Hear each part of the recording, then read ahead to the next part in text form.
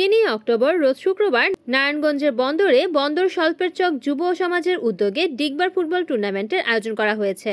উৎসবমুখর পরিবেশে খেলাটি সম্পূর্ণ হয়। এ সময় বন্দর থানা স্বেচ্ছাসেবক দলের যুগ্ম আহ্বায়ক সানজিদ আলম ব্যাপারীর সভাপতিত্বে উক্ত অনুষ্ঠানে প্রধান অতিথি হিসেবে উপস্থিত ছিলেন স্বল্পের চক নূর মদিনা সমাজ কল্যাণ সংগঠনের সভাপতি আমিনুল ইসলাম রাসেল। বিশেষ অতিথি হিসেবে উপস্থিত ছিলেন বিশিষ্ট ব্যবসায়ী ও সমাজসেবক শহীদুল ইসলাম চিশতি, স্বল্পের চক নূর মদিনা সমাজ কল্যাণ সংগঠনের সহসভাপতি মামুন মীর, বিশিষ্ট ব্যবসায়ী নয়ন ব্যাপারী সহ আরও উপস্থিত ছিলেন অত্র এলাকার গণ্যমান্য ব্যক্তিবর্গরা। মুক্ত এবং সুষ্ঠু সমাজ গড়ার জন্য খেলাধুলা অপরিহার্য।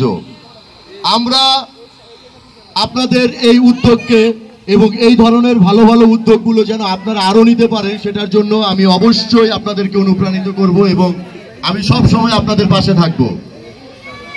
আমি চাইব পড়াশোনার পাশাপাশি খেলাধুলার পাশাপাশি যুব প্রশিক্ষণমূলক ভালো কর্মকাণ্ডগুলো আপনারা করুন।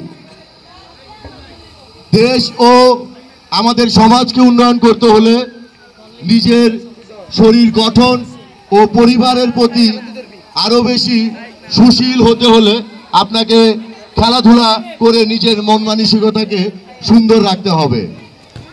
তো আমি বেশি কথা বলবো না, আর আপনাদের সকলকে খেলায় উদ্বোধনী অনুষ্ঠানে আমার আবারও শুভেচ্ছা অভিনন্দন জানিয়ে আমি আমার বক্তব্য এখানেই শেষ করছি। ধন্যবাদ। আসসালামু আলাইকুম। রিপোর্ট করেছেন মেহেদী হাসান প্রান্ত, NN টিভি, নারায়ণগঞ্জ।